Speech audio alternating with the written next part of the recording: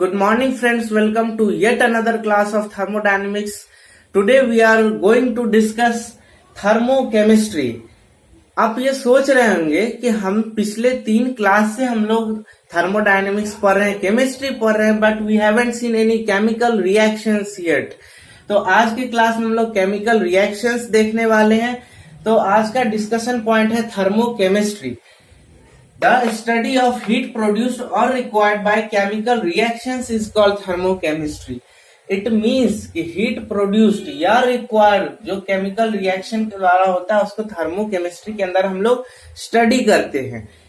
कोई भी reaction होता है तो वो energy लेगा जिसको हम लोग एंडोथर्मिक प्रोसेस कहते हैं, या एनर्जी देगा उसको हम लोग एक्सोथर्मिक प्रोसेस कहते हैं. एक्सोथर्मिक प्रोसेस के लिए इंथैल्पी चेंज नेगेटिव होता है, मींस वो एनर्जी देता है तो सिस्टम हीट एनर्जी देगा तो बाय कन्वेंशन वो नेगेटिव होगा. और सिस्टम अगर हीट एनर्जी लेता है तो बाय कन्वेंशन उसका इंथैल्पी चेंज यानी हीट एनर्जी टेकन वो मोर देन 0 होता है.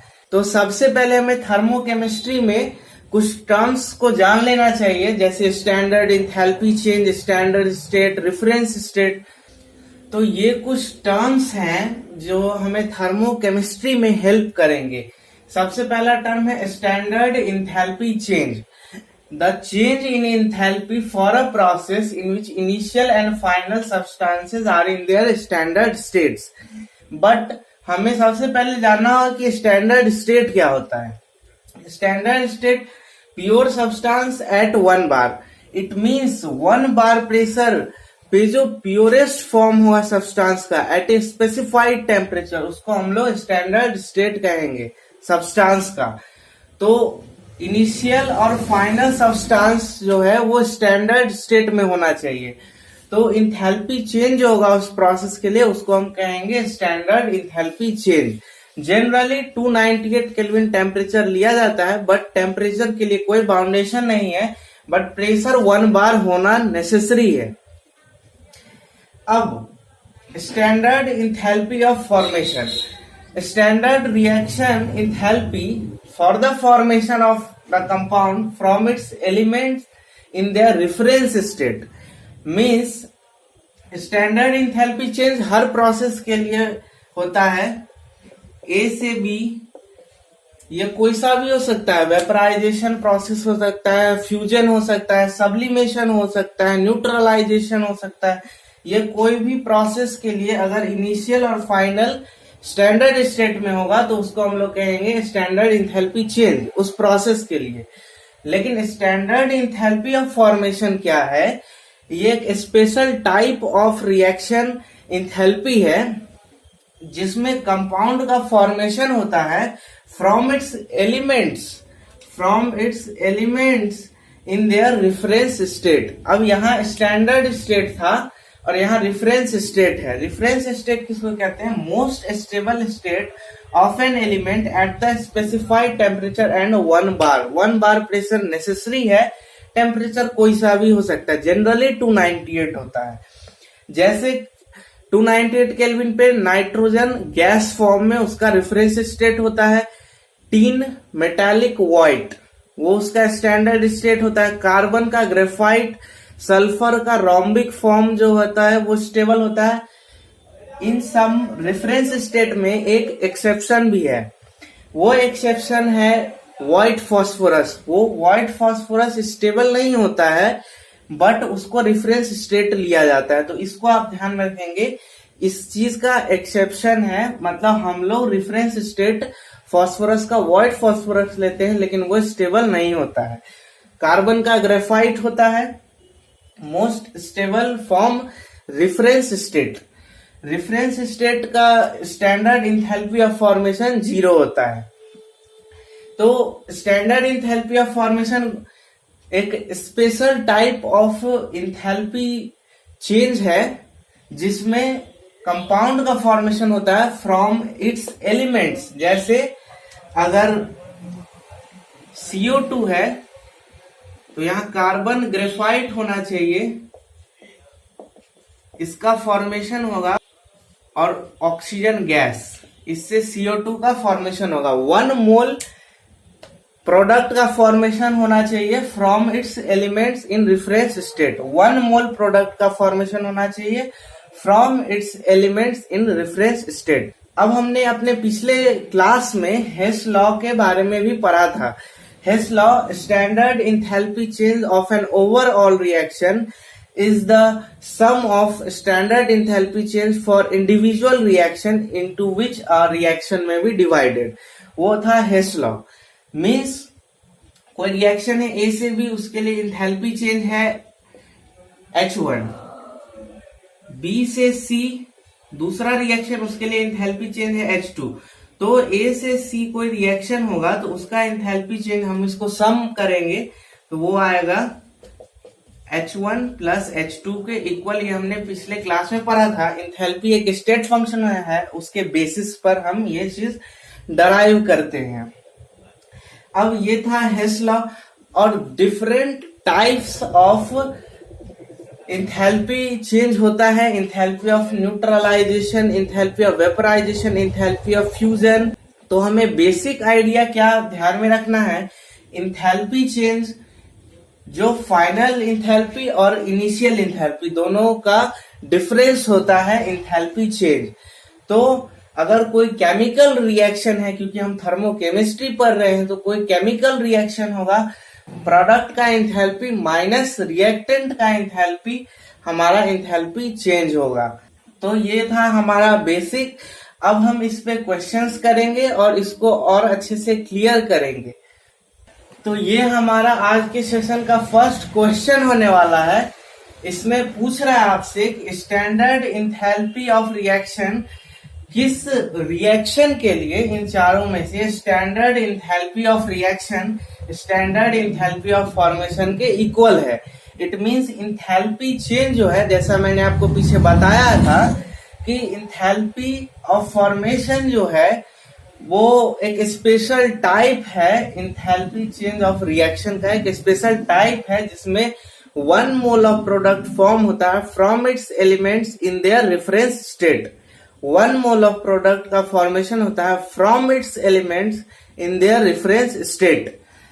तो यहाँ पे आप फोकस करेंगे 1 मोल ऑफ प्रोडक्ट का फॉर्मेशन होगा from its elements in their reference state.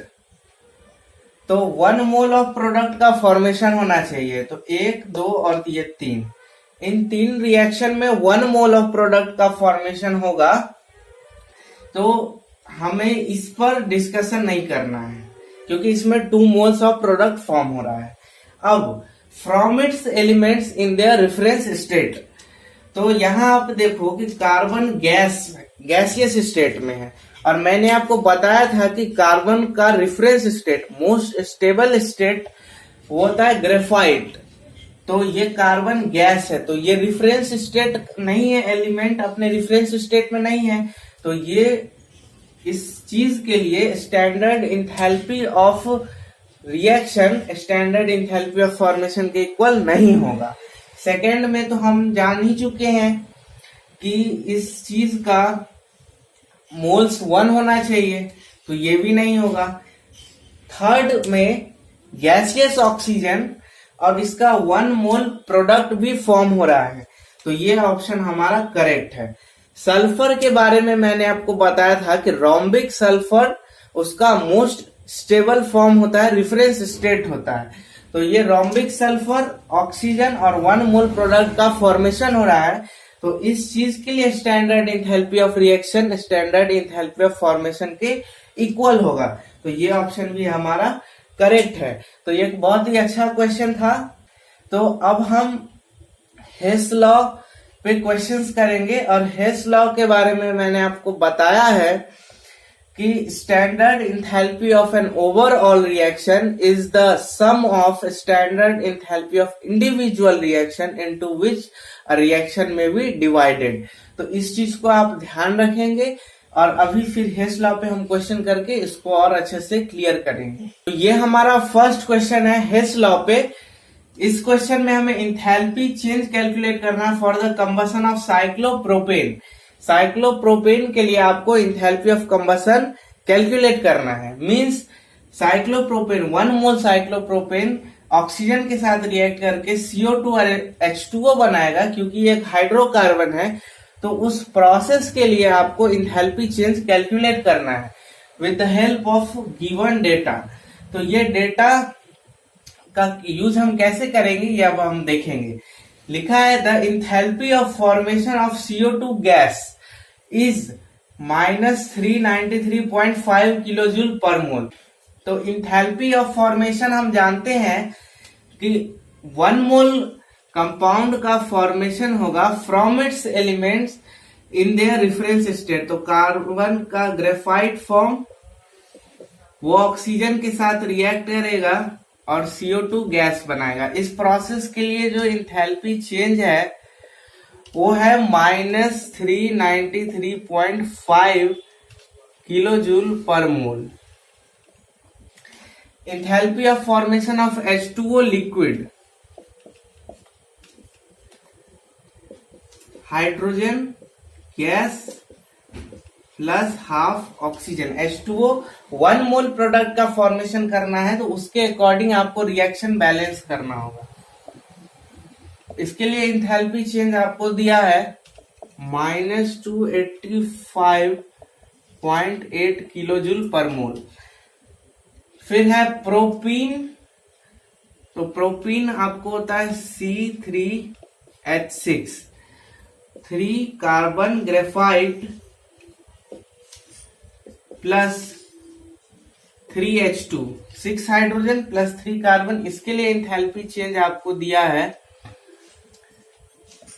20.42 kilojoule per मोल।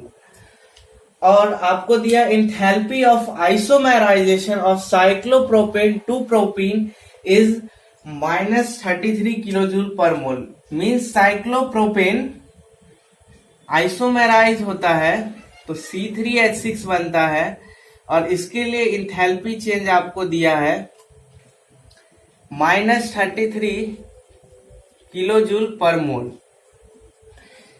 तो ये चारों रिएक्शन आपको गिवन है, उसके करस्पॉन्डिंग इंथैल्पी चेंज आपको गिवन है। अब आपको कैलकुलेट करना है enthalpy change for the combustion of cyclopropane. ये आपको कैलकुलेट करना है और बाकी ये जो इंफॉर्मेशन है मैंने यहाँ पे उसको लिख दिया है। आपको क्या ध्यान रखना है कि आपको enthalpy change for the combustion of cyclopropane calculate करना है। तो मैं इसको रिमूव कर देता हूं ताकि मुझे ज्यादा स्पेस मिल सके क्वेश्चन सॉल्व करने के लिए। अब देखो साइक्लोप्रोपेन का कंबशन, उसके लिए हमें इंथैल्पी चेंज कैलकुलेट करना है। ये साइक्लोप्रोपेन का कंबशन हो गया। हाइड्रोकार्बन का जब कंबशन होता है तो कार्बन डाइऑक्साइड गैस और H2O लिक्विड फॉर्म होता है। इसके लिए हमें इंथैल्पी चेंज कैलकुलेट करना है। इंथैल्पी ऑफ कंबशन है तो इसको हम यहाँ पे C लिख के भी डिनोट करते हैं। और ये स्टैंडर्ड है तो स्टैंडर्ड के लिए हम ये नोटेशन भी यूज करते हैं। स्टैंडर्ड को शो करने के लिए हम ये नोटेशन यूज करते हैं। अब इस रिएक्शन को हमें बैलेंस करना है तो 3 कार्बन्स है तो यहाँ 3 ऐड करूंगा मैं। यहाँ पे 6 हाइड्रोजन्स हैं तो यहाँ भी 3 ऐड करूंगा और टोटल 6 और 9 ऑक्सीजन है तो मैं यहाँ 9 ऑक्सीजन डाल दूंगा। तो ये रिएक्शन बैलेंस हो गया हमारा। अब हमें हेस लॉ का यूज करके, इट मींस हमें इस रिएक्शंस को ऐड करके इस फॉर्म में कन्वर्ट करना है उसको। तो ये हम कैसे कर सकते हैं, इस फॉर्म से हमें इस फॉर्म में जाना है। तो देखो बिल्कुल मैथमेटिकल वे में इसको सॉल्व करना है। हमें एक साइक्लोप्रोपेन रिएक्टेंट साइड में चाहिए तो एक साइक्लोप्रोपेन रिएक्टेंट साइड में मीन्स ये रिएक्शन 9/2 ऑक्सीजन मीन्स ऑक्सीजन वाला साइड भी इधर रहेगा और 3 कार्बन डाइऑक्साइड।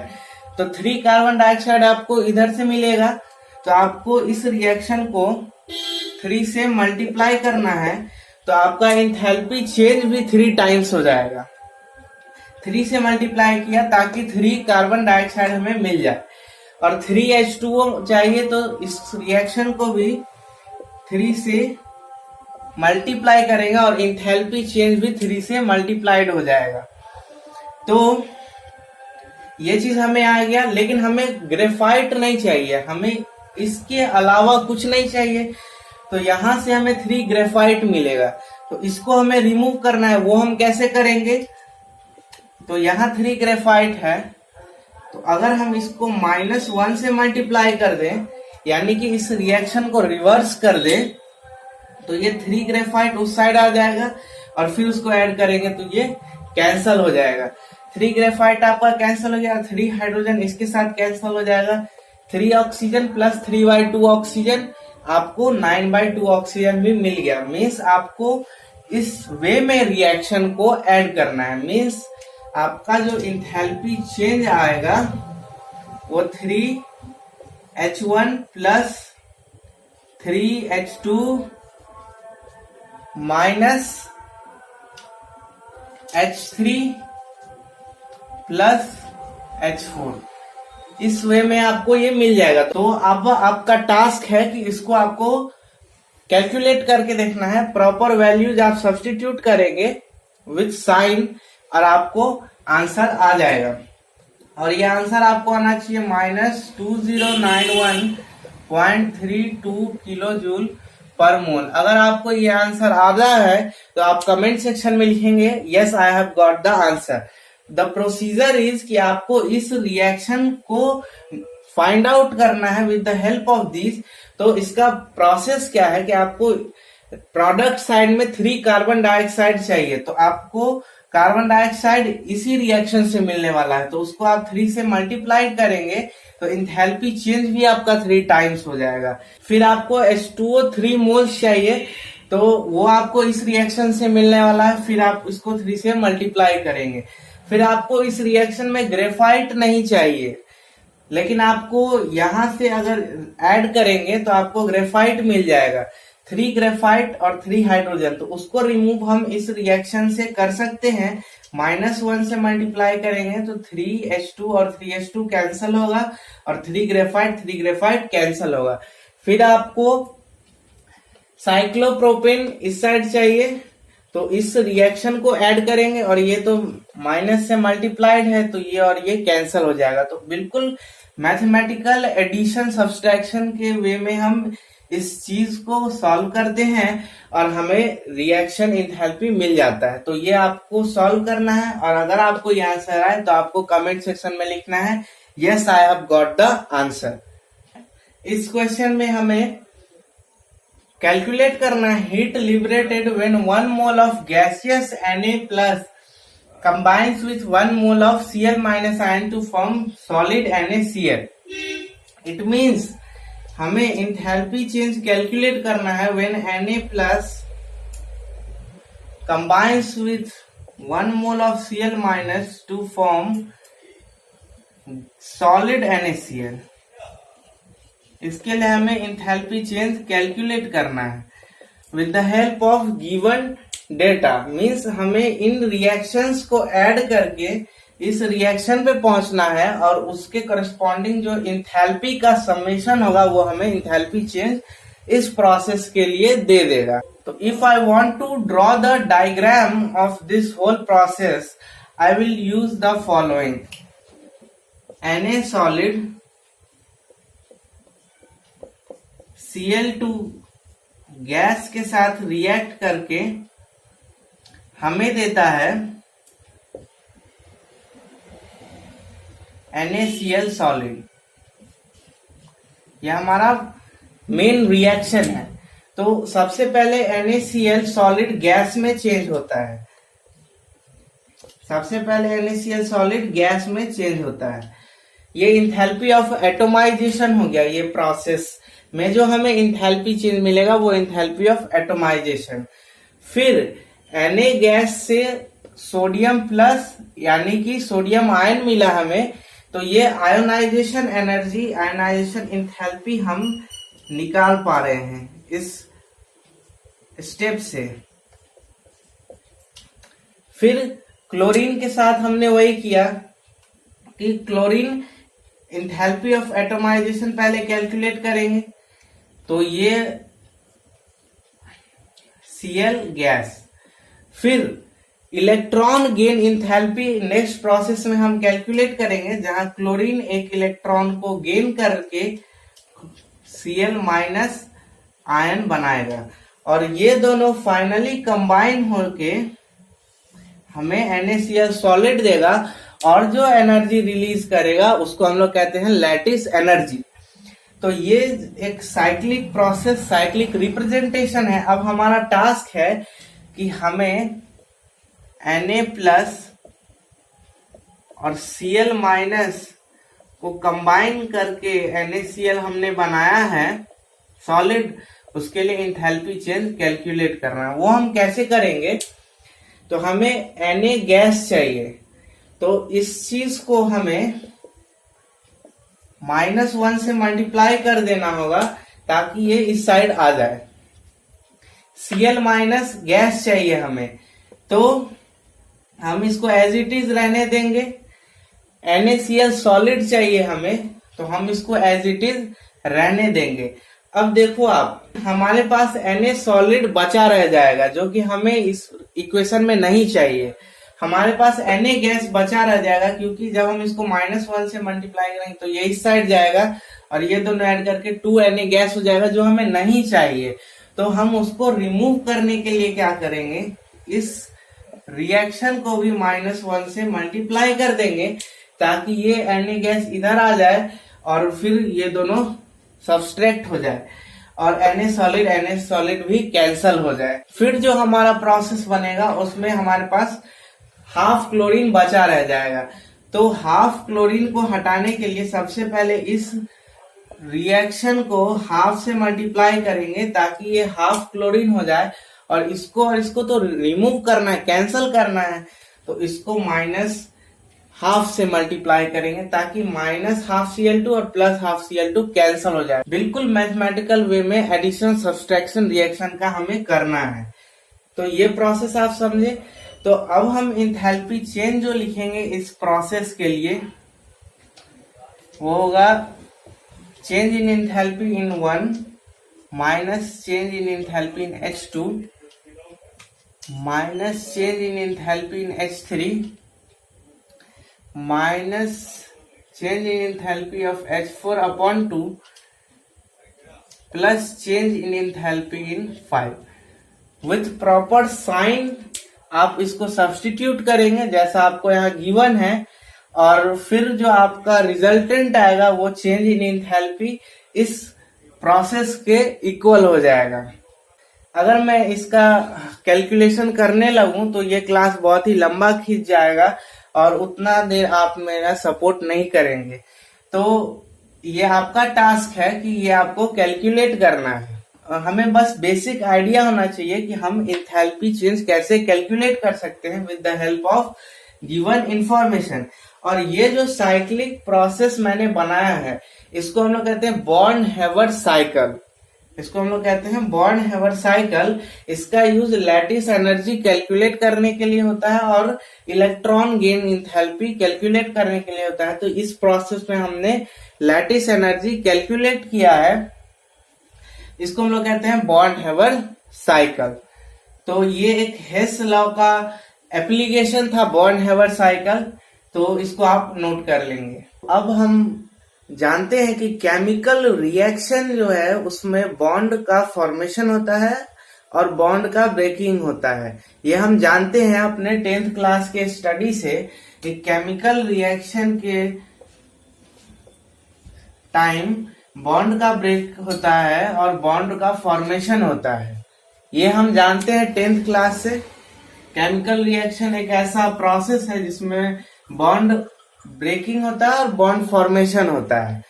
तो इसका यूज हम इंथैल्पी कैलकुलेट करने में कर सकते हैं। तो इंथैल्पी ऑफ रिएक्शन जो होगा in terms of bond enthalpy वो होता है bond enthalpy of reactants minus bond enthalpy of products. ये होता है हीट ऑफ रिएक्शन। ये चीज हम गैसियस रिएक्शन के लिए करते हैं जिसमें गैसेस इन्वॉल्व रहते हैं। गैसियस रिएक्शन के लिए इस चीज का यूज हम करते हैं। रिएक्टेंट्स का बॉन्ड इंथैल्पी माइनस प्रोडक्ट्स का बॉन्ड इंथैल्पी। अब बॉन्ड इंथैल्पी और बॉन्ड डिसोसिएशन इंथैल्पी ये दो डिफरेंट टर्म्स है। बॉन्ड इंथैल्पी एक स्पेसिफाइड कंपाउंड में एक स्पेसिफाइड बॉन्ड को ब्रेक करने के लिए जो हमें एनर्जी चाहिए होता है उसको कहते हैं bond dissociation enthalpy. Bond enthalpy क्या होता है? दो एटम्स के बीच में बॉन्ड और डिफरेंट कंपाउंड्स में, तो उसका जो एवरेज होता है वो होता है बॉन्ड इंथैल्पी। तो बॉन्ड इंथैल्पी और बॉन्ड डिसोसिएशन इंथैल्पी में डिफरेंस होता है और हीट ऑफ रिएक्शन हम कैलकुलेट कर सकते हैं गैसियस रिएक्शन के लिए with the help of this formula. अब रिएक्टेंट्स का बॉन्ड इंथैल्पी अगर बहुत ज्यादा होगा तो हमें उसमें एनर्जी ज्यादा देना होगा, तो वो एक इंडोथर्मिक प्रोसेस होगा। और अगर बॉन्ड इंथैल्पी प्रोडक्ट्स का ज्यादा होगा तो फिर उस प्रोसेस में एनर्जी रिलीज होगा और वो एक एक्सोथर्मिक प्रोसेस होगा। अब इस चीज के कुछ लिमिटेशंस हैं। क्या लिमिटेशंस हैं? तो पहला लिमिटेशन ये है कि हम इंथैल्पी ऑफ रिएक्शन कैलकुलेट करने के लिए बॉन्ड इंथैल्पी का यूज करते हैं। और जैसा मैंने आपको बताया कि बॉन्ड इंथैल्पी एवरेज वैल्यू होता है बॉन्ड डिसोसिएशन इंथैल्पी का। तो जब हम एवरेज वैल्यू यूज करेंगे तो फिर ये उतना प्रिसाइज नहीं होगा। तो फर्स्ट लिमिटेशन इसका ये था। सेकेंड लिमिटेशन था कि ज्योमेट्रिकल आइसोमर्स जिसमें सेम टाइप ऑफ एटम्स के बीच में बॉन्ड्स होते हैं और सेम नंबर ऑफ बॉन्ड्स होते हैं, तो उस चीज के लिए तो ये फेल हो जाएगा। उस लिमिटेशन को ओवरकम करने के लिए हम लोग थर्मोकेमिकल ग्रुप्स को स्टडी करते हैं, जिसके बारे में मैं अभी आपको नहीं बताऊंगा। अगर आप थर्मोकेमिकल ग्रुप से रिलेटेड जानना चाहते हैं तो आप उसको गूगल कर सकते हैं, लेकिन हमें जो चीज जानना है कि हम इंथैल्पी ऑफ रिएक्शन इस तरीके से कैलकुलेट कर सकते हैं। तो अब हम इस पर क्वेश्चंस करेंगे। तो ये हमारा उस कॉन्सेप्ट पे क्वेश्चन है। इसमें आपको मल्टीपल बॉन्ड एनर्जी इस बॉन्ड का कैलकुलेट करना है और आपको इस इंफॉर्मेशन का हेल्प लेना है। तो देखो C2H2, यहां से अगर मैं इसका सॉल्यूशन करूं, C2H2 ये अगर ब्रेक होगा 2C gas plus 2H gas, ये इसमें ब्रेक होगा। इसको हम लोग कहते हैं एटोमाइजेशन इंथैल्पी। इस चेंज के करस्पॉन्डिंग जो हमें इंथैल्पी आएगी उसको कहते हैं हम इंथैल्पी ऑफ एटोमाइजेशन। मींस कोई सा भी कंपाउंड उसको ब्रेक करना है उसके कंस्टिट्यूएंट्स एटम में और वो गैसियस फॉर्म में होने चाहिए, तो उसको हम लोग कहते हैं इंथैल्पी ऑफ एटोमाइजेशन। तो ये इंथैल्पी ऑफ एटोमाइजेशन है। तो हमें ये निकालना है, क्यों? क्योंकि हमें तो ये बॉन्ड एनर्जी कैलकुलेट करना है और अभी हमने पढ़ा था कि change in enthalpy is equal to the bond enthalpy of reactants minus bond enthalpy of product. और bond enthalpy of product zero है इस केस में, क्योंकि कहीं कोई बॉन्ड है ही नहीं। तो प्रोडक्ट का बॉन्ड इंथैल्पी जीरो है और रिएक्टेंट का बॉन्ड इंथैल्पी जो आएगा रिएक्टेंट का वो होगा triple bond carbon plus 2 carbon और हाइड्रोजन के बीच का बॉन्ड। अगर आपको इस प्रोसेस के लिए इंथैल्पी चेंज मिल जाए तो आप उसको बॉन्ड एनर्जी ऑफ रिएक्टेंट से इक्वेट कर सकते हैं। और ये आपको क्वेश्चन में दिया हुआ है 350 किलो जूल पर मोल, तो आपको ये मिल जाएगा। तो अल्टीमेटली हमारा एम क्या है कि हम इस प्रोसेस के लिए इंथैल्पी चेंज कैलकुलेट करना चाहते हैं, तो इसके लिए हम इस चीज का हेल्प लेंगे। तो हमें रिएक्टेंट साइड में C2H2 चाहिए, तो हम इस प्रोसेस को अगर रिवर्स कर ले तो ये हमारा रिएक्टेंट साइड में आ जाएगा जो हमें चाहिए। तो हम इसको -1 से मल्टीप्लाई करेंगे ताकि ये मेरा रिवर्स हो जाए, बिल्कुल एकदम मैथमेटिकल वे में। अब हमें कार्बन गैस चाहिए 2 मोल्स प्रोडक्ट साइड में, तो हम इसको एज इट इज छोड़ देंगे। तो देखो आप अगर ये इसको माइनस से मल्टीप्लाई करेंगे तो ये इसके साथ कैंसल हो जाएगा। अब हमें 2 मोल्स ऑफ हाइड्रोजन चाहिए गैसियस स्टेट में, तो हम इसको भी एज इट इज छोड़ देंगे। और अगर हम इसको नेगेटिव से मल्टीप्लाई करें हैं तो ये और ये कैंसल हो जाएगा, तो हमें जो रिमेनिंग होगा वो हमारा ये रिएक्शन। इस चीज को करने के बाद इसको -1 से मल्टीप्लाई करने के बाद, ये हमने क्यों किया है, ताकि हम इसके हेल्प से यहाँ पे पहुंच सके। और इसका हमें क्यों नीड है, क्योंकि हम जानते हैं कि बॉन्ड एनर्जी ऑफ रिएक्टेंट हम इस तरीके से लिख सकते हैं और वो इस प्रोसेस के इंथैल्पी चेंज के इक्वल होगा। तो अब हम इस रिएक्शन के इंथैल्पी के लिए अगर मैं इसको H1 H2 H3 कर दूं तो ये होगा negative enthalpy H1, change in enthalpy H2 and H3। अब इसको हम सॉल्व करेंगे तो हमारे पास आएगा -225, ये हमारे पास आ गया change in enthalpy 1515 kilo joule per mole. और ये हमने आपको बताया कि ये इसके इक्वल होगा, तो हमें ये कैलकुलेट करना है। और 2 × 350 ये हमें दिया हुआ है और ये 1515 के इक्वल होगा, तो ये है 700। और इसको जब हम इधर ट्रांसपोज करेंगे तो ये होगा 815। तो कार्बन ट्रिपल बॉन्ड कार्बन का जो बॉन्ड एनर्जी हमें आएगा वो है 815 किलो जूल पर मोल। तो हमारा करेक्ट ऑप्शन होगा डी।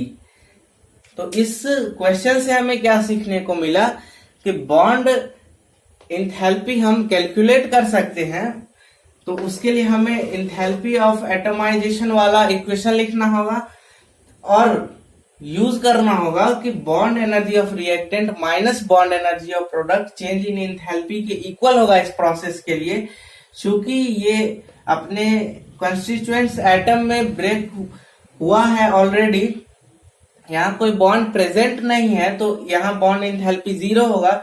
तो जो इंथैल्पी चेंज होगा वो इसके बॉन्ड इंथैल्पी के इक्वल होगा। और बॉन्ड इंथैल्पी हम इस तरह से लिखते हैं, C2H2 में एक कार्बन कार्बन ट्रिपल बॉन्ड रहता है और 2 कार्बन हाइड्रोजन बॉन्ड रहता है, और उसके करस्पॉन्डिंग हमने ये सारी चीजें करी हैं। तो ये एक बहुत अच्छा क्वेश्चन था। अब हम अपने नेक्स्ट क्वेश्चन को देखेंगे। ये हमारा नेक्स्ट क्वेश्चन है, बहुत ही अच्छा क्वेश्चन है। इस क्वेश्चन में हमें बॉन्ड एनर्जी कैलकुलेट करना है, कार्बन कार्बन बॉन्ड और carbon hydrogen bond. It means 2 bond के बॉन्ड एनर्जी को हमें कैलकुलेट करना होगा। तो हम आइडिया जानते हैं कि रिएक्टेंट का बॉन्ड एनर्जी माइनस प्रोडक्ट का bond energy is equal to change in enthalpy. अब देखो आप, कार्बन सॉलिड से गैस बन रहा है, इससे हमें नहीं मिलने वाला है बॉन्ड इंथैल्पी। हाइड्रोजन से 2 हाइड्रोजन इंथैल्पी ऑफ एटमाइजेशन दिया है, तो इससे हमें बॉन्ड इंथैल्पी मिलेगा, लेकिन कार्बन हाइड्रोजन और कार्बन कार्बन का नहीं, बल्कि हाइड्रोजन और हाइड्रोजन के बीच का, जो हमें कैलकुलेट नहीं करना है। H2O2 और H2O, इससे भी हमें बॉन्ड इंथैल्पी मिल सकता है ऑक्सीजन हाइड्रोजन बॉन्ड का, जो कि हमें कैलकुलेट नहीं करना है। हमें करना है कार्बन कार्बन और कार्बन हाइड्रोजन बॉन्ड्स का बॉन्ड इंथैल्पी कैलकुलेट।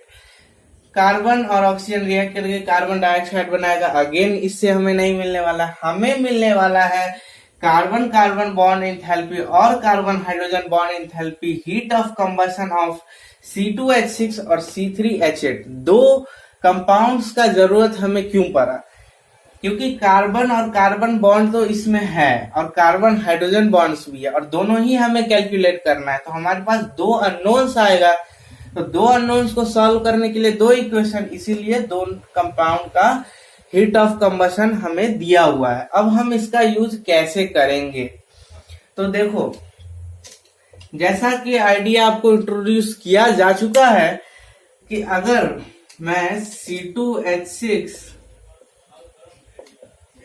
गैस का एंथैल्पी ऑफ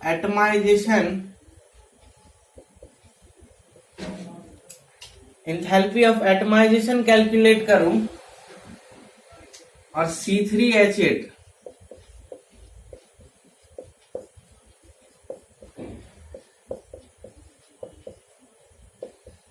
इसका एंथैल्पी ऑफ एटमाइजेशन कैलकुलेट करूं तो इस साइड तो कोई बॉन्ड नहीं है, तो इसका जो एंथैल्पी ऑफ एटमाइजेशन होगा वो इसके बॉन्ड एंथैल्पी और इसके बॉन्ड एंथैल्पी के इक्वल होगा, और दो इक्वेशन हमारे पास बनेगा XY के टर्म में, और उन दोनों को सॉल्व करेंगे तो हमारा आंसर हमें मिलेगा। तो देखो इसको स्टेप वाइज कैसे करते हैं। सबसे पहले कार्बन गैस चाहिए फर्स्ट केस के लिए। फर्स्ट केस के लिए हमें 2 कार्बन गैस चाहिए, तो हमें इस इक्वेशन को 2 से मल्टीप्लाई करना होगा, ये तो ऑब्वियस है। 2 से मल्टीप्लाई करना होगा। 6 हाइड्रोजन गैस चाहिए, तो इसको हमें 3 से मल्टीप्लाई करना होगा ताकि ये 6 हाइड्रोजन गैस हो जाए और उसके कॉरेस्पॉन्डिंग एंथैल्पी चेंज भी 2 टाइम्स और 3 टाइम्स हो जाएगा। तो ये पार्ट तो हमें इसके लिए मिल चुका है। और C2H6 गैस चाहिए, तो एंथैल्पी ऑफ कंबशन दिया हुआ है। It means 1 mole C2H6 oxygen के साथ रिएक्ट करके CO2 गैस और H2O लिक्विड बनाएगा, और C3H8 ऑक्सीजन के साथ रिएक्ट करके CO2 और H2O बनाएगा। तो इस रिएक्शन को जब आप बैलेंस करेंगे तो 2, 3 और ये आपको आ जाएगा 4, 3, 7/2। 3 कार्बन 4 हाइड्रोजन्स और 3 to 6 4, इट मीन्स 5 ऑक्सीजन। तो ये रिएक्शन बैलेंस हो चुका है। एंथैल्पी ऑफ कंबशन आपको गिवन है, और C2H6 CO2 H2O। तो अब देखो C2H6 हमें रिएक्टेंट साइड में चाहिए, तो इस रिएक्शन को हमें इसमें ऐड करना होगा, और हमें CO2 और H2O को रिमूव करना है। 2 CO2 और 3 H2O को रिमूव करना है। ये मैं इथेन के लिए डिस्कस कर रहा हूं। तो हमें H2O रिमूव करना है, तो हमें इसको माइनस से मल्टीप्लाई करना है, क्योंकि C2H6 तो हमें रिएक्टेंट साइड में चाहिए ही, तो ये एज इट इज रिएक्शन रहेगा। और हमें 3H2O का काउंटर पार्ट चाहिए, मीन्स इसको हम -3 से मल्टीप्लाई करेंगे और इसको हम -2 से मल्टीप्लाई करेंगे, ताकि हमारा 2 CO2 और 3 H2O कैंसल हो जाए। अब देखो यहाँ से 2 कार्बन सॉलिड और 2 कार्बन सॉलिड कैंसल हो जाएगा। ये 2 कार्बन सॉलिड, ये -2 कार्बन सॉलिड, ये कैंसल हो जाएगा। 3 हाइड्रोजन -3 हाइड्रोजन, ये भी कैंसल हो जाएगा। आपके पास -3/2 ऑक्सीजन -2 ऑक्सीजन मीन्स -7/2 ऑक्सीजन हो चुका है, और इधर से 7/2 ऑक्सीजन वो भी कैंसल हो जाएगा। तो अगर मैं इसको नंबरिंग कर दूं इन एंथैल्पी को, ये एंथैल्पी H5, ये एंथैल्पी H6, तो अभी तो हमें इसका कोई नीड नहीं है, हमें इस इक्वेशन से नीड है। तो हम इसके लिए एंथैल्पी चेंज कैलकुलेट कर रहे हैं, तो वो हमें आएगा resultant enthalpy change 2H1 3H2 -3H3 -2H2 और -2H4 -2H4 और +H5। तो अब हमारा टास्क है कि इसको हम कैलकुलेट करेंगे, तो हमें अभी पूरा कैलकुलेट करना है इसको। तो आप भी ट्राई करो, मैं भी करता हूं। तो इसको सॉल्व करने के बाद हमारे पास आ चुका है 676 किलो कैलोरीज। मीन्स इस रिएक्शन के लिए हमारा एंथैल्पी चेंज 676 किलो कैलोरी हमें आ चुका है। तो अब हम इसको बॉन्ड एंथैल्पी से इक्वेट करेंगे तो C2H6 में C2H6 का अगर स्ट्रक्चर देखें, इसमें 6 कार्बन हाइड्रोजन बॉन्ड है और एक कार्बन कार्बन बॉन्ड है। तो कार्बन कार्बन बॉन्ड को अगर मैं कार्बन कार्बन बॉन्ड को Y मान लूं और कार्बन हाइड्रोजन बॉन्ड को मैं X मान लूं, तो 6X प्लस Y हमारे पास 676 आ चुका है, क्योंकि बॉन्ड इंथैल्पी ऑफ प्रोडक्ट तो 0 है और bond enthalpy of reactant enthalpy change के इक्वल है। तो एक इक्वेशन हमारे पास आया है 6x plus Y is equal to 676। तो मैं इसको यहाँ लिख देता हूँ 6x plus Y is equal to 676। यह हमारा फर्स्ट इक्वेशन है। ये कैसे निकला? तो पहले हमने उस आइडिया का यूज किया जो हमने अभी पिछले 2 स्लाइड्स में देखा है। C2H6 का एटोमाइजेशन करेंगे तो 2 कार्बन गैस और 6 हाइड्रोजन गैस, और फिर गिवन डेटाज के हेल्प से हम यहां तक पहुंचे और फिर हमें ये इक्वेशन मिला, bond enthalpy of reactant is equal to enthalpy change since the bond enthalpy of product is 0 in this case. अब हम सिमिलर चीज C3H8 के लिए करेंगे। So I am removing this whole gas from here. अब हमें similar चीज इस रिएक्शन के लिए करना है, तो शुरू करते हैं हम लोग। 3 कार्बन हमें चाहिए गैसियस स्टेट में, तो हम इस रिएक्शन को 3 से मल्टीप्लाई करेंगे। 8 हाइड्रोजन गैस चाहिए और यहाँ 2 ऑलरेडी है तो इसको 4 से मल्टीप्लाई करेंगे। अब इस 4 हाइड्रोजन गैस को हमें रिमूव करना है, तो यहां से हम रिमूव कर सकते हैं इसको। तो इसको -4 से मल्टीप्लाई करेंगे। यहां से 3 कार्बन सॉलिड को रिमूव करना है, तो हम यहाँ पे -3 से मल्टीप्लाई करेंगे ताकि 3 carbon solid -3 carbon solid cancel हो जाए। अब C3H8 आपको रिएक्टेंट साइड में चाहिए और कार्बन डाइऑक्साइड और H2O को रिमूव करना है। 3CO2 तो आपका यहां से रिमूव हो गया, 3CO2 -3CO2 कैंसल हो जाएगा, 4H2O -4H2O कैंसल हो जाएगा, और ऑक्सीजन आपको कैंसल करना है। यहाँ से -3 ऑक्सीजन, यहाँ से -2 ऑक्सीजन, तो -5 ऑक्सीजन और +5 ऑक्सीजन कैंसल हो जाएगा, बिल्कुल मैथमेटिकल वे में। तो इस प्रोसेस के हेल्प से हम इस रिएक्शन का इंथैल्पी चेंज कैलकुलेट कर सकते हैं। तो हम करते हैं सिमिलर वे में। 3H1 plus 4H2 -4H3 -3H4 plus H6। इसको जब हम सॉल्व करेंगे तो आएगा हमारे पास 956 किलो कैलोरीज।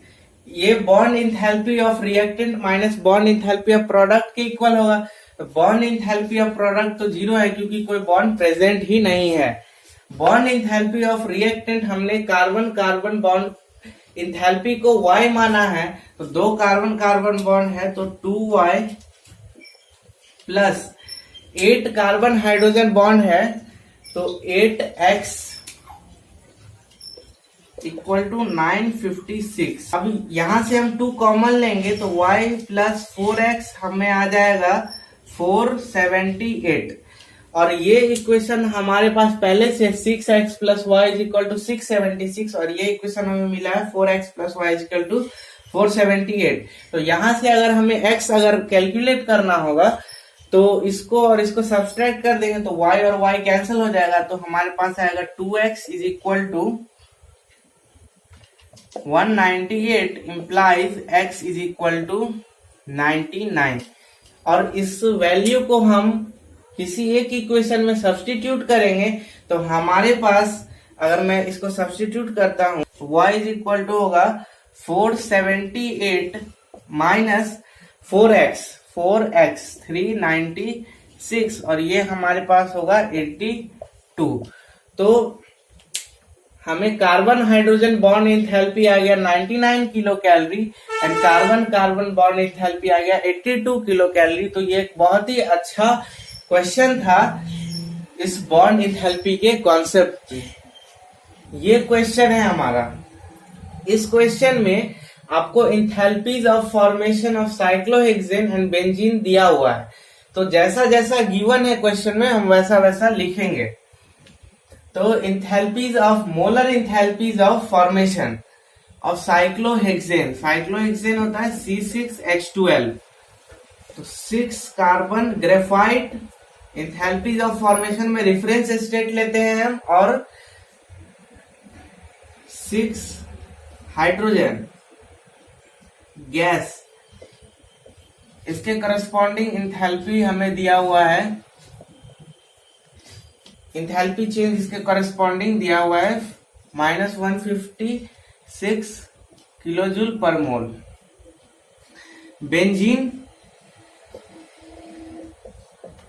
इसका molar enthalpies of formation given है +49 kilojoule per mole. 6 carbon graphite +3H2 gas.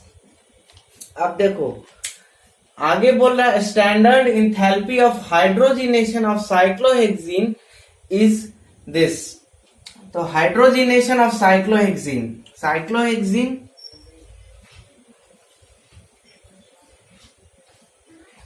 This is your cyclohexene, उसका हाइड्रोजिनेशन, तो एक डबल बॉन्ड है तो यहाँ पे एक हाइड्रोजन होना चाहिए, और ये आपको दिया हुआ है हाइड्रोजिनेट होके साइक्लोहेक्सेन बनाएगा। तो हाइड्रोजन के साथ रिएक्ट करेगा 1 मोल हाइड्रोजन के साथ और ये बनाएगा। इसके लिए इंथैल्पी, आपको इंथैल्पी चेंज दिया हुआ है -119 किलोजूल पर मोल। अब हमें इस क्वेश्चन में रेजोनेंस एनर्जी कैलकुलेट करना है बेंजीन का। तो रेजोनेंस एनर्जी क्या होता है तो ये हमको जानना है। तो जो इन्फॉर्मेशन आपको गिवन दिया हुआ है क्वेश्चन में वो मैंने यहाँ लिख दिया है, और आपको ये ध्यान में रखना है कि क्वेश्चन पूछ रहा है magnitude of resonance energy of benzene. तो मैं इसको यहाँ से रिमूव कर देता हूँ और फिर मैं आपको बताऊंगा रेजोनेंस एनर्जी क्या होता है। अब देखो रेजोनेंस एनर्जी क्या होता है। ये साइक्लोहेक्सेन है C6H12, ये साइक्लोहेक्सीन है C6H10 और ये बेंजीन है C6H6। साइक्लोहेक्सीन को हमने हाइड्रोजिनेट किया तो वो साइक्लोहेक्सेन बना, और हम बेंजीन को हाइड्रोजिनेट करेंगे तो वो भी साइक्लोहेक्सेन ही बनेगा। तो जो एनर्जी ये रिलीज करेगा और जो एनर्जी ये रिलीज करेगा उसके बेसिस पे हम ये कैलकुलेट कर सकते हैं कि किसका एनर्जी ज्यादा होगा। दोनों को सेम लेवल पे आना है, दोनों को सेम लेवल पे आना है। एक यहां से कूदा, एक यहां से कूदा, तो जो ज्यादा हाइट से कूदेगा उसका ज्यादा डैमेज होगा। तो जो ज्यादा एनर्जी रिलीज करेगा वो उसका ज्यादा एनर्जी होगा, वो ज्यादा हाइट पे होगा। तो साइक्लोहेक्सीन को हाइड्रोजिनेट करने के लिए हमें एक बॉन्ड को ब्रेक करके और 2 हाइड्रोजन अटैच करना होता है। बेंजीन में according to Kekule structure 3 double bond होते हैं, तो वहां पे 3 बॉन्ड को ब्रेक करके और वहां पे हाइड्रोजन अटैच करना होगा हमें। थ्योरेटिकली इसका 3 टाइम्स होना चाहिए अप्रोक्सीमेटली इंथैल्पी चेंज। तो हम थ्योरेटिकली जो इंथैल्पी चेंज होना चाहिए उसको कैलकुलेट करते हैं, तो इसका 3 टाइम्स होना चाहिए। तो वो होगा 357 -357 किलोजूल पर मोल। थ्योरेटिकली इतना इंथैल्पी चेंज होना चाहिए यहां से यहां आने के लिए, क्योंकि उसमें इसके जैसे 3 बॉन्ड को ब्रेक करके और हाइड्रोजन वहां अटैच करना है। लेकिन जो एक्सपेरिमेंटल है, जो कि हम यहां से कैलकुलेट कर सकते हैं, ये हेस लॉ ऑफ हीट समेशन से हम ये चीज कैलकुलेट कर सकते हैं। तो देखो हम इसको कैसे करेंगे, हमें C6H6 को हाइड्रोजिनेट करके C6H12 बनाना है, और इस प्रोसेस के लिए क्या इंथैल्पी चेंज होगा ये हमें कैलकुलेट करना है। तो इस इंफॉर्मेशन का हेल्प लेंगे हम, यहां से हमें इसको रिएक्टेंट साइड लाना है। तो हम इसको -1 से मल्टीप्लाई करेंगे तो 6 कार्बन ग्रेफाइट और -6 कार्बन ग्रेफाइट कैंसल हो जाएगा, 6 हाइड्रोजन और -3 हाइड्रोजन, तो 3 हाइड्रोजन रिमेनिंग होगा और ये इस साइड आके रिएक्टेंट साइड में आ जाएगा। तो ये रिएक्शन हमारा बनेगा। तो इंथैल्पी चेंज उस प्रोसेस के लिए क्या होगा, ये होगा -205 किलोजूल पर मोल। अब C6H6 का हाइड्रोजनेट हमने थ्योरेटिकली किया तो इतना एनर्जी रिलीज हुआ, और C6H6 का प्रैक्टिकल जो डेटा निकाला गया वो -205 किलो जूल पर मोल। तो ये जो हमने थ्योरेटिकली कैलकुलेट किया उसका एनर्जी ज्यादा था, तभी वो उस सेम कंपाउंड को बनाने के लिए ज्यादा एनर्जी रिलीज किया, और ये जो प्रैक्टिकली था उसका एनर्जी कम था इसलिए वो कम एनर्जी रिलीज किया।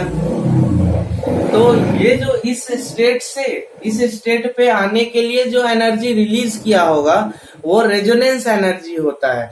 और हम ये जानते हैं अपने जनरल ऑर्गेनिक केमिस्ट्री कोर्स से कि बेंजीन में रेजोनेंस होता है और वो केक्युले स्ट्रक्चर नहीं होता है, उसमें 3 बॉन्ड नहीं होते हैं, वो सबके बीच में इक्विवेलेंटली शेयर्ड होते हैं। तो वो रेजोनेंस करके उस एनर्जी को रिलीज करेगा। तो इसका ये ग्राउंड लेवल है, तो C6H6 का थ्योरेटिकली इसके बीच में डिफरेंस है 357, और ये यहां से यहां आने के लिए 357 किलो जूल एनर्जी रिलीज किया। और जो प्रैक्टिकली है उसमें डिफरेंस है 205, यानी वो यहां से यहां आने के लिए 205 किलो जूल एनर्जी रिलीज किया। तो इन दोनों के बीच का जो डिफरेंस वो इस स्टेट से इस स्टेट पे आने में जितना एनर्जी रिलीज करेगा वो उसका रेजोनेंस एनर्जी होगा। तो इस दोनों के बीच में एनर्जी का डिफरेंस है 152, और ये एनर्जी वो रिलीज करके आएगा। तो रिलीज एनर्जी के लिए हम लिखते हैं -152, तो इसका जो रेजोनेंस एनर्जी होगा वो होगा -152 किलो जूल पर मोल। इस चीज में हमें क्या ध्यान में रखना था कि थ्योरेटिकली जो एनर्जी है वो ज्यादा है और प्रैक्टिकली जो एनर्जी है वो कम है। तो थ्योरेटिकली से प्रैक्टिकली, थ्योरेटिकल स्ट्रक्चर से प्रैक्टिकल स्ट्रक्चर पे जाने के लिए वो 152 किलो जूल एनर्जी रिलीज करेगा, और रिलीज एनर्जी के लिए हम नेगेटिव साइन अटैच कर देंगे उसमें। तो उसका रेजोनेंस एनर्जी आएगा -152 किलो जूल पर मोल। यह हमारा आज के सेशन का लास्ट क्वेश्चन होने वाला है। इसमें पैराग्राफ ये दिया हुआ है और उस पे 2 क्वेश्चन है। तो फर्स्ट क्वेश्चन ये है और सेकेंड क्वेश्चन नेक्स्ट स्लाइड में आएगा इसको सॉल्व करने के बाद। तो बोल रहा है 100 ml 1 MHCl 100 ml 1 m sodium hydroxide के साथ रिएक्ट करता है, न्यूट्रलाइजेशन रिएक्शन होगा, एसिड बेस रिएक्शन है। तो उसके कॉरस्पॉन्डिंग बोलता है enthalpy of neutralisation, strong acid और स्ट्रॉन्ग बेस के लिए इंथैल्पी ऑफ न्यूट्रलाइजेशन है -57 किलो जूल पर मोल। मीन्स इतना एनर्जी रिलीज होता है। इंथैल्पी ऑफ न्यूट्रलाइजेशन क्या है, तो 1 equivalent of H+ ion 1 equivalent of OH- ion के साथ रिएक्ट करके अनडिसोसिएटेड वाटर बनाता है, और उसके करस्पॉन्डिंग जो इंथैल्पी चेंज है वही इंथैल्पी ऑफ न्यूट्रलाइजेशन। तो वो दिया है पर मोल -57 किलो जूल रिलीज होता है। और यहाँ पे दिया है 0.1 मोल HCl 0.1 मोल NaOH के साथ रिएक्ट कर रहा है। मींस जो इंथैल्पी होगा वो 5.7 किलो जूल पर मोल वो एनर्जी रिलीज होगा। अब बोल रहा है this experiment could be use to measure the calorimeter constant. तो क्वेश्चन में खुद ही बोल दिया कि कैलोरीमीटर कांस्टेंट कैलकुलेट कर सकते हैं इससे, तो हम कैलकुलेट कर लेते हैं। तो हमने फर्स्ट क्लास में ही जाना था MS ∆T हीट ट्रांजेक्शन के इक्वल होता है, और यहाँ पे जो हीट का ट्रांजेक्शन है मींस रिएक्ट करता है एसिड बेस और एनर्जी रिलीज करता है, वही हीट होगा हमारे पास। तो वो 5.7, क्योंकि यहाँ 0.1 मोल रिएक्ट कर रहा है और ये पर मोल के लिए मींस 1 मोल के लिए, तो 5.7 किलो जूल। तो उसको हम 5700 जूल भी लिख सकते हैं। ms del t calorimeter constant calculate करना है। तो यहाँ देखो 100 ml और 100 ml 200 ml सॉल्यूशन है हमारे पास, और लिखा है consider heat capacity of all solutions and density of all solutions as 1 gram per ml। तो 200 ml सॉल्यूशन है तो वो 200 ग्राम होगा, 200 gram solution into heat capacity 4.2 joule per gram पर केल्विन। ये ms सॉल्यूशन के लिए, और कैलोरीमीटर के लिए ना मास पता है ना हीट कैपेसिटी, तो कैलोरीमीटर कांस्टेंट यही ms होगा। और इनटू चेंज इन टेम्परेचर आपको बोला है 5.7 डिग्री सेल्सियस, जो इक्विवेलेंट है 5.7 केल्विन के, और वो 5700 जूल के इक्वल है। यहाँ पे यूनिट्स को सेम करना बहुत जरूरी है। ये ग्राम ग्राम कैंसल होगा, और इसको जब हम सॉल्व करेंगे तो ये आएगा 840, और यहां से ये आएगा 1000, तो ms हमारा क्या मिल जाएगा 160। ये कैलोरीमीटर कांस्टेंट है। इस कैलोरीमीटर कांस्टेंट का क्या यूनिट है, वो है जूल पर केल्विन या पर डिग्री सेल्सियस, दोनों ही इक्विवेलेंट है। तो ये कैलोरीमीटर कांस्टेंट हमने कैलकुलेट कर लिया। अब बोल रहा है in a second experiment 100 ml 2m acetic acid was mixed with 100 ml 1m NaOH and temperature rise of 5.6 degree Celsius was measured। तो आपको एंथैल्पी ऑफ डिसोसिएशन कैलकुलेट करना है एसिटिक एसिड का। तो मैं यहां से इसको रिमूव कर देता हूं। Calorimeter constant 160 joule per degree Celsius मिला हमें। अब देखो आप neutralisation enthalpy H plus OH minus undissociated water, इसके कॉरेस्पॉन्डिंग जो एंथैल्पी चेंज है वो H1 और वो इसके इक्वल है। और एसिटिक एसिड जब NaOH के साथ रिएक्ट करता है तो इतना टेम्परेचर चेंज ऑब्जर्व किया जाता है। अब सेकेंड एक्सपेरिमेंट के लिए मैं यहाँ पे लिख देता हूं ms del t heat transaction. अब इस रिएक्शन के लिए हीट ट्रांजेक्शन हमें नहीं पता है कि हीट कितना इवॉल्व हुआ है, तो ms तो हमें पता है। अब देखो यहाँ पे 100 ml और 100 ml अगेन 200 ग्राम सॉल्यूशन है, और कैलोरीमीटर भी सेम है, लिखा under identical condition as experiment 1। तो ms हमारा सेम होने वाला है, तो कैलोरीमीटर कांस्टेंट जो अभी हमने कैलकुलेट किया उसका हमें कोई नीड नहीं था। लेकिन अगर क्वेश्चन में हमसे पूछता है कि कैलकुलेट कैलोरीमीटर कांस्टेंट, तब उस प्रोसेस का हम यूज करते। तो ms बिल्कुल पिछले क्वेश्चन की जैसा ही होने वाला है,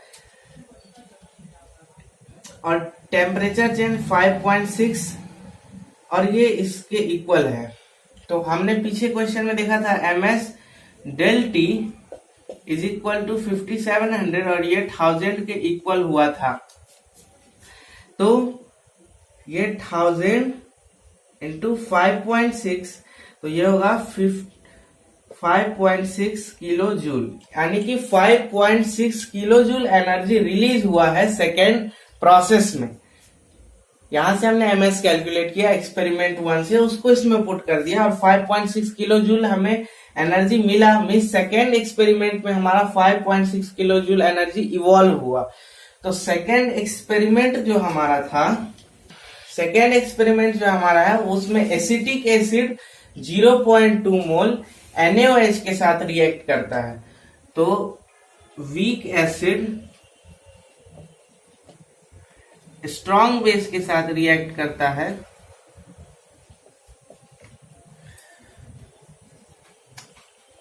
इसके कॉरेस्पॉन्डिंग एंथैल्पी चेंज H2 है और वो हमने अभी कैलकुलेट कर लिया 5.6 किलो जूल पर मोल।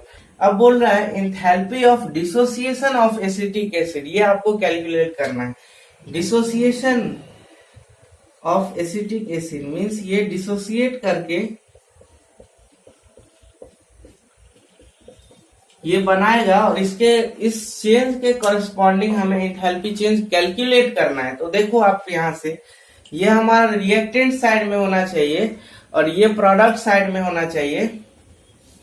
H2O को हमें रिमूव करना है और H प्लस हमारा प्रोडक्ट साइड में होना चाहिए। तो अगर हम इस चीज को -1 से मल्टीप्लाई कर दें तो H प्लस हमारा उधर शिफ्ट होगा और -OH माइनस और +OH माइनस कैंसल हो जाएगा। H2O -H2O और +H2O कैंसल हो जाएगा और CH3CO माइनस हमारे पास रिमेनिंग होगा। मीन्स इस रिएक्शन के लिए एंथैल्पी चेंज हम कैलकुलेट कर सकते हैं। Enthalpy change for 2 minus enthalpy change for 1, तो ये हमारा होगा -5.6 माइनस -5.7 मीन्स +5.7, यह आएगा हमारा 0.1 किलो जूल। बट यहाँ पे आपको फोकस करना है कि जो इंफॉर्मेशन आपने यूज किया है वो 0.1 के कॉरेस्पॉन्डिंग है, 0.1 मोल के कॉरेस्पॉन्डिंग है। CH3COH का 0.1 मोल डिसोसिएट करता है तो इतना एनर्जी वो रिक्वायर करता है। तो जब 1 मोल डिसोसिएट होगा तो 1 किलो जूल एनर्जी इसको रिक्वायर होगा। तो ये जो होगा 1 किलो जूल पर मोल के इक्वल होगा। मतलब enthalpy of dissociation of acetic acid वो 1 किलो जूल पर मोल आपका आ चुका है। ये हमारा सेकेंड क्वेश्चन है, pH of solution after experiment 2 is. तो सॉल्यूशन का पीएच कैलकुलेट करना हमें एक्सपेरिमेंट 2 में। 100 ml 2m acetic acid means CH3COH react करता है तो बनाता है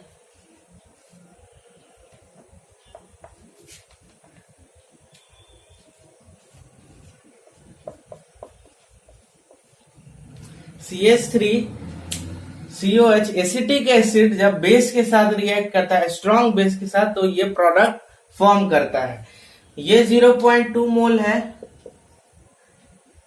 ये 0.1 मोल है। तो जो प्रोडक्ट फॉर्म करेगा, चूंकि ये स्ट्रॉन्ग पार्ट है तो ये प्रोडक्ट फॉर्म करेगा, उसमें ये कंपोजिशन आएगा। ठीक है। अब ये वीक एसिड और salt of weak acid means buffer solution है। ये एक बफर सॉल्यूशन है क्योंकि वीक एसिड और उसका सॉल्ट, वीक एसिड उसका सॉल्ट विद स्ट्रॉन्ग बेस, तो ये एक बफर सॉल्यूशन है। और बफर सॉल्यूशन का पीएच हम हेंडरसन इक्वेशन से कैलकुलेट कर सकते हैं और वो है pH is equal to pKa plus log conjugate base upon acid.